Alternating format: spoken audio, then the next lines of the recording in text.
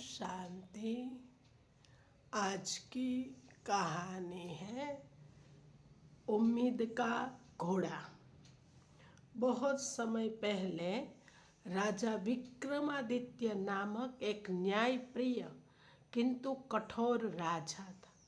उसकी सेना, राज्य और वैभव दूर दूर तक प्रसिद्ध थे, लेकिन एक बात और थी जिसके लिए वह और भी अधिक जाना जाता था। वह अपने प्रिय सफेद घोड़े चंद्रकेतु से बहुत प्रेम करता था। कहते हैं वह घोड़ा हवा से बात करता था, परंतु फिर भी उड़ नहीं सकता था। एक दिन चोरी और साजिश के झूठे आरोप में दो नौजवान पकड़े गए, आरव और नील। अदालत ने दोनों को मृत्यु दंड सुनाया।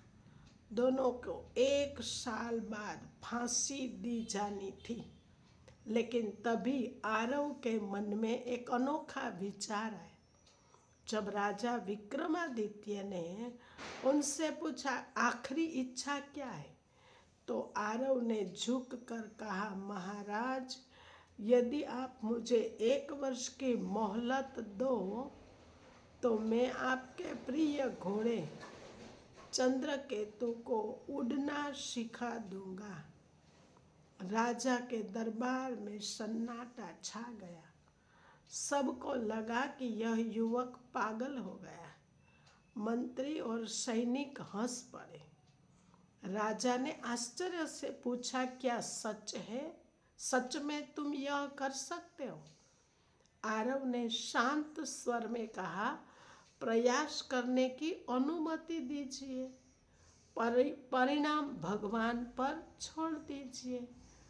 राजा, जो अपने घोड़े से बेहद प्रेम करता था, यह सोचकर उत्साहित हो गया कि अगर यह सच हुआ तो वह संसार का पहला व्यक्ति होगा जो उड़ने वाले घोड़े की सवारी करेगा। उसने आदेश दिया, इस युवक को 1 वर्ष का समय दिया जाता है। अगर घोड़ा उड़ना सीख गया तो इसे मुक्त कर दिया जाएगा, अन्यथा इसकी मृत्यु निश्चित होगी। जब आरव और नील को वापस जेल लाया गया तो नील ने नाराज होकर कहा, तू पागल है आरव, घोड़ा कभी उड़ नहीं सकता। तूने अपनी मौत को बस 1 साल के लिए टाल दिया है।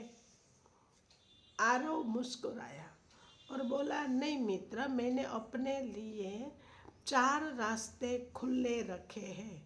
4 रास्ते? नील ने हैरानी से पूछा। आरव बोला, पहला हो सकता है 1 साल में राजा की मृत्यु हो जाए,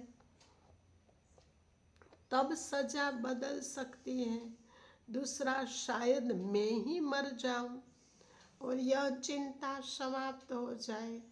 तीसरा, संभव है कि घोड़ा मर जाए और तब मुझ पर कोई दोष नहीं रहेगा।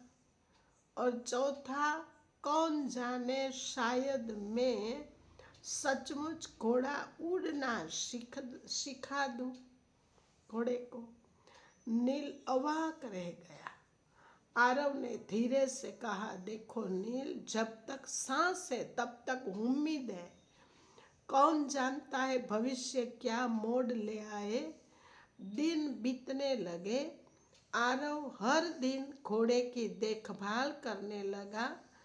वह उससे बातें करता, उससे सहलाता और कभी कभी अपनी बांसुरी बजाता। धीरे धीरे चंद्रकेतु और आरव में एक अनोखा रिश्ता बन गया।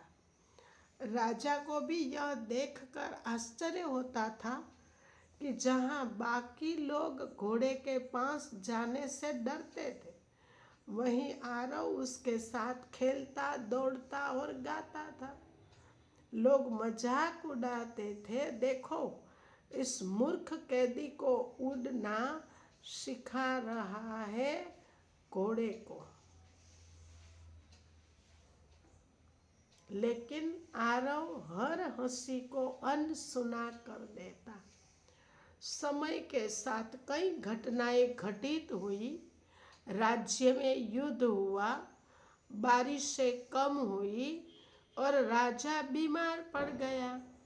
राजा ने जब अपनी स्थिति देखी तो उसे याद आया आरव और उसका वायदा। वह बोला, अगर यह युवक मेरे घोड़े को उड़ना नहीं भी सिखा सका तो भी उसने मेरे दिल को छू लिया है। राजा ने आदेश दिया कि आरव की सजा माफ कर दी जाए, क्योंकि उसमें उम्मीद की ताकत है। कुछ महीनों बाद राजा विक्रमादित्य का निधन हो गया। नया राजा बना।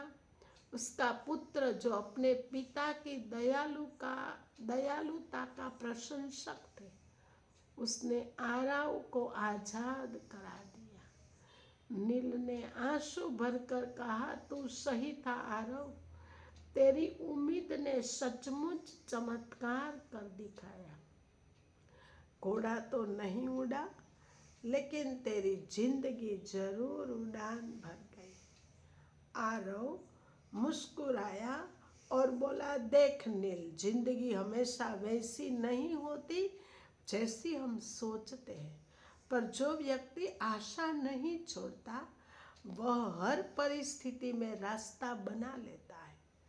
जब तक जीवन है, संभावनाएं है, कभी भी हार मानने से पहले सोचो, शायद कल कुछ ऐसा घट जाए जो आज नामुमकिन लगता है। उम्मीद ही वह घोड़ा है जो हमें अंधकार से उजाले तक ले जाता है। अच्छा, ओम शांति।